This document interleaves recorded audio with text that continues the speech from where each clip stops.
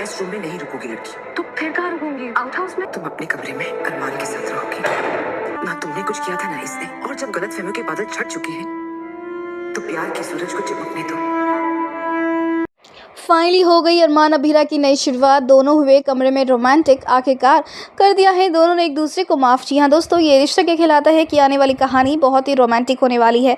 Well आपको बता दें कि यहाँ पर सालों पहले की जो गलतफहमी थी, जो नफरत की दीवार खड़ी करी थी विद्या ने, उस दीवार को तोड़ दिया है। उस दीवार को फाइनली इस तरीके से तोड़ा है कि अब कोई और दीवार खड़ी हो ही नहीं सकती अभिमान यानी कि अरमान और अभीरा के बीच में।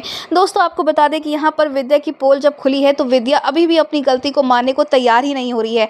उसका मानना यही है कि सारी चीज़ों की, इन सारी जो फसाद की जड़ है वो सिर्फ और सिर्फ अभीरा ही है, जिसकी वजह से उसने अपने बेटे अरमान को खोया है। लेकिन अब जल्द ही अरमान पूरी तरीके से अपने और विद्या के रिश्ते को तोड़ने वाला है, ख़त्म करने वाला है, क्योंकि जब तक ये होगा नहीं ना तब तक इस घर में शांति नहीं होगी।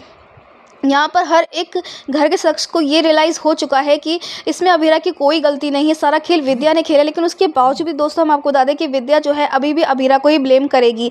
तो वहीं अब जल्दी एक बहुत बड़ा सेलिब्रेशन होने वाला है इस घर में। जी हाँ, लगता है बैसाखी सेलिब्रेट होने वाली, जहाँ सब लोग बहुत ही खूबसूरत अटायर में नजर आने वाले हैं। तो वहीं हम आपको बता दें कि अब दादीसा जो है वो अभीरा को समझाती है कि सालों पहले जो कुछ भी हुआ उसे भूल जाए और अरमान के साथ उसके कमरे में रुके, यानी कि अपने कमरे में रुके। आउट हाउस या फिर कहीं और रुकने की क्या ही ज़रूरत है जब उसका खुद का कमरा है। तो वहीं मायरा और मुक्ति का भी यही प्लान है कि वो अरमान और अभीरा को एक करे, उन्हें फिर से मिला दे, क्योंकि इतने सालों से दोनों एक दूसरे से दूर रहे। लेकिन एक बात आपने गौर करी कि दोनों का प्यार खत्म नहीं हुआ, ना ही कम हुआ। जहां दूसरी तरफ दोस्तों हम आपको बता दें कि फाइनली अब यहाँ पर दादीसा अभीरा को अरमान के कमरे में रहने के लिए कहेगी, तो वहीं दादीसा की बात इनकार नहीं कर पाएगी अभीरा। और कहीं ना कहीं अभीरा को तो बहुत पहले ही रियलाइज़ हो गया था, जब उसे पता चला था कि गलतफहमी पैदा करने वाली विद्या है, तभी से ही उसने रियलाइज़ कर लिया था कि अरमान उससे कितना प्यार करता है।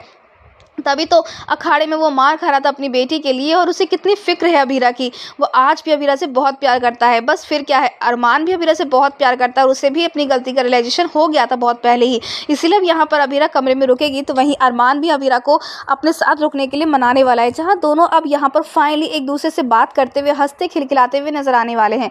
जी हाँ, रोमांटिक मोमेंट होने वाला है अरमान और अभीरा के बीच में।